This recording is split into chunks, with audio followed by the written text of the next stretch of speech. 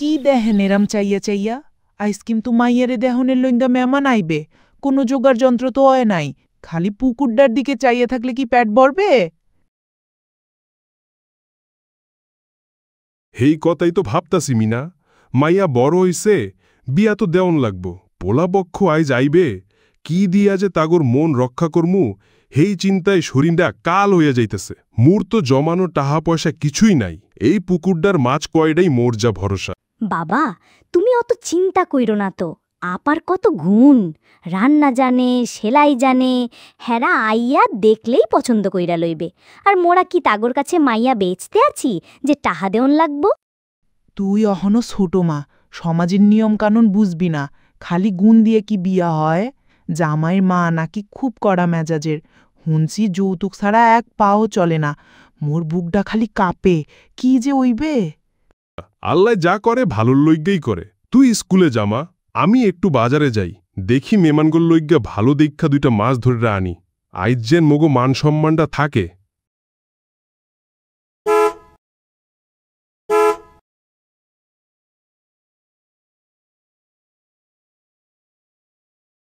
আসসালামু আলাইকুম, মোর নাম লতা, মই মালাপুর ছোট বোন। আপনি গো রাস্তায় আইতে কোনো সমস্যা হয় নাই তো? ওয়ালাইকুম আসসালাম, আমাদের রাস্তায় কোনো সমস্যা হয় নাই। তুমি তো খুব মিষ্টি মেয়ে। বাহ, বারেক ভাই, আপনার মেয়ে তো সাক্ষাৎ লক্ষ্মী, যেমন শান্ত তেমন মিষ্টি চেহারা, আমাদের তো খুব পছন্দ হয়েছে। করিম বাবা, তোর কি মত? বাবা, আপনার পছন্দের বাইরে তো আমার কোনো পছন্দ নেই। পছন্দ হলেই তো হবে না, আজকালকার দিনে খালি রূপগুণ দিয়ে কি চলে? সমাজ আছে, আত্মীয় স্বজন আছে, তাদের সামনে মুখ দেখাতে হয়। আমার ছেলের জন্য কি কম সম্বন্ধ এসেছে? সব বড় বড় বাড়ি, গাড়িওয়ালা ঘর। কিন্তু ছেলে আপনাদের মেয়ের ছবি দেখে পাগল হলো, তাই এই অজপাড়াগায় আসতে হলো। তো বারিক সাহেব, মেয়ের বিয়েতে কি কি দেবেন সেইটা একটু খোলাসা করে বলেন। বিয়াইন সাব, আমি একজন গরিব চাষা, মোর আছে বলতে এই ভিটে আর ওই পুকুরটা। আপনেগো মতো পোলার লগে মাইয়ার বিয়া দেওয়ান মোর ভাগ্য, তয় মোর তেমন সামর্থ্য নাই। আহা, কি নাই কি আছে সেই প্যাচাল শুনতে আসিনি, সোজা কথায় আসি। আমার ছেলে সরকারি চাকরি করে, দেখতে রাজপুত্তুরের মতো, ওর একটা দাম আছে না?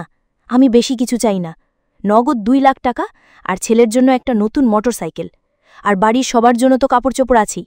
এইটুকু না দিতে পারলে এই গরিব ঘরে আমার ছেলেকে আমি বিয়ে করাবো না, এটা আমার শেষ কথা। আহা, তুমি থামো তো মিলি, এসব কি ধরনের কথা? আমরা কি এখানে ব্যবসা করতে এসেছি? আমাদের মেয়ে পছন্দ হয়েছে, এটাই বড় কথা। বারেক ভাই, আপনার সাধ্যমতো যা পারবেন দেবেন, তাতেই আমরা খুশি। ঠিক বলেছ বাবা, মালা ভাবিকে আমাদের সবার খুব পছন্দ হয়েছে, ভাইয়ার সাথে খুব মানাবে। টাকা পয়সা তো আজ আছে, কাল নেই। তোমরা চুপ করো তো, তোমরা কি বোঝো? আমি ছেলের মা, আমি বুঝি ছেলের ভালো। বারিক সাহেব, আমি যা বলেছি তার এক চুলো নড়চড় হবে না। ভেবেচিন্তে কালকে আমাদের জানাবেন। যদি রাজি থাকেন তাহলে বিয়ের দিন তারিখ ঠিক করা হবে। চলেন, এবার ওঠা যাক। আন্টি, মোর একটা কথা আসছিল, আপনি যা কইছেন হেয়ার সব কথা ঠিক না। টাহা পয়সা সম্পদ দিয়া মানু বিচার করা যায় না, গরিবের ঘরেও ভালো মানু থাহে। মোর আপুরও মেলা গুণ আছে, সংসারের মানুগুলারে কেমনে মায়া মমতা দিয়া কাছে টাইনা নিতে হয়, হেই গুণটা মোর আপুর মধ্যে আছে। এখন কি হইবে গো? মুই তো আগেই কইছিলাম ওই মহিলা সুবিধার না। 2 লাখ টাহা, একটা মোটর সাইকেল, আমরা মইরা গেলেও তো এত টাহা জোগাড় করতে পারমু না। মাবুদ, মোর মাইয়াডার কপালে কি বিয়া নাই? হাল সাইরা দিলে কেমনে হইবে মিনা? মাইয়াডার মুখখান দেখছোস? পোলাডারে ওর কত পছন্দ হইছে, আর পোলাডাও ভালো, ওর বাপ ভাইও ভালো, খালি ওই মহিলাই। শোন, মোর মাথায় একটা বুদ্ধি আইছে, মুগু পুকুরে যে বড় বড় মাছ আছে হেইডি সব বেচ্চা দিমু। সামনের হাটে মাছের দাম ভালো পাওয়া যাইবে, সব মাছ বেচ্চালে লাখখানেক টাহা তো হইবেই। আর বাকিটার লইগ্যা প্রয়োজনে এই ভিটার এক কোণা বেচ্চে দিমু। মাইয়ার সুখের লইগ্যা আমি সব পারমু। হেইডা কি ঠিক হইবে? এই পুকুর আর এই ভিডা ছাড়া তো মগো আর কিছুই নাই, পরে আমাগো কি হইবে? আরে পরের চিন্তা পরে, আগে মাইয়ার বিয়াটা তো দেই।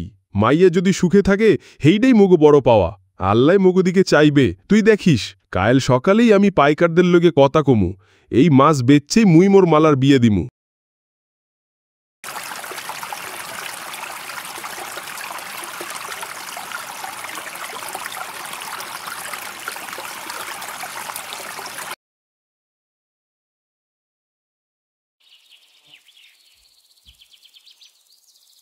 ওরে, আমার সব শেষ হয়ে গেল রে। আমার সব মাছ কেদা আমার এমন সর্বনাশটা করলো। আমি এখন কি করমু? আমার মাইয়ের বিয়ার কি হইবে? আল্লাহ গো, তুমি এ কি পরীক্ষা নিতাছো?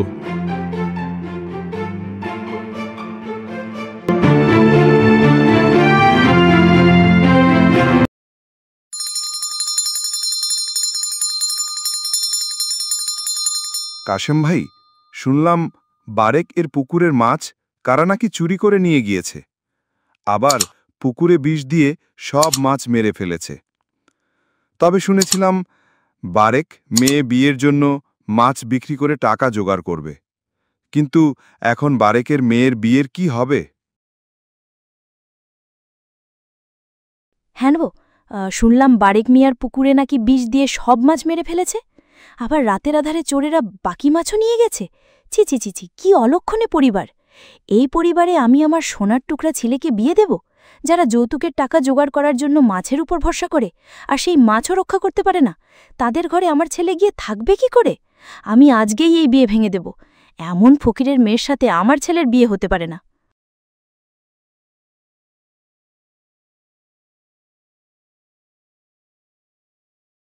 ভাইয়া, সর্বনাশ হয়ে গেছে। কি হয়েছে মিজান? তুই এমন করছিস কেন? মালাদের বাড়ি থেকে কোনো খবর এসেছে? ভাইয়া, খবর ভালো না। মা গ্রামে গিয়ে সবার সামনে মালাদের পরিবারকে যা তা অপমান করেছে। তাদের পুকুরে নাকি কারা বিষ দিয়ে মাছ মেরে ফেলেছে, চুরিও হয়েছে। এই জন্য চাচা যৌতুকের টাকা জোগাড় করতে পারেননি। আর মা কথা শুনে সবার সামনে বলে এসেছে যে এই বিয়ে হবে না। মালাদের মতো ফকির অলক্ষণী পরিবারের সাথে নাকি তোর বিয়ে দেবে না। কি? মায়ের এত বড় সাহস! উনি একটা অসহায় পরিবারের দুর্বলতার সুযোগ নিয়ে তাদের সম্মান নষ্ট করছেন। আমি এটা কিছুতেই হতে দেব না। টাকা পয়সা যৌতুক দিয়ে কি ভালোবাসা বা সম্মান কেনা যায়? মালার মতো একটা মেয়ের অপমান আমি সহ্য করব না। মিজান, তুই এক্ষুনি যা। আমাদের শহরের সবচেয়ে ভালো ডেকোরেশনের দোকান থেকে বিয়ের সব সরঞ্জাম ভাড়া কর। কাজী সাহেবকে খবর দে। আমি মালাকেই বিয়ে করব, এবং আজকেই করব, কোনো যৌতুক ছাড়া। কিন্তু মা... মাকে বোঝানোর দায়িত্ব বাবার আর আমার। তুই যা বলছি তাই কর। মোর লইগ্যাই সব হইল। মুই এক অভাগা বাপ। মায়াটার সুখের লইগ্যা কিছুই করতে পারলাম না, উল্টা মুগল লইগ্যা মায়াটার সম্মানটাও গেল।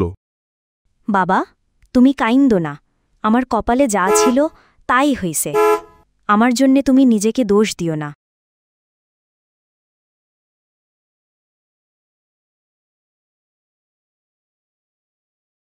বারেক ভাই, আমার স্ত্রীর ভুলের জন্য আমাকে ক্ষমা করে দিন। ও আসলে সমাজের চাপে আর অহংকারে অন্ধ হয়ে গিয়েছিল। আমি ওকে বুঝিয়েছি, আপনার মেয়ের মতো রত্নকে আমরা হারাতে চাই না। এই বিয়ে হবে, এবং খুব ধুমধাম করেই হবে। মা, আমাকে মাপ করে দিও। আমি বুঝতে পারিনি যে টাকার চেয়ে মানুষের মূল্য অনেক বেশি।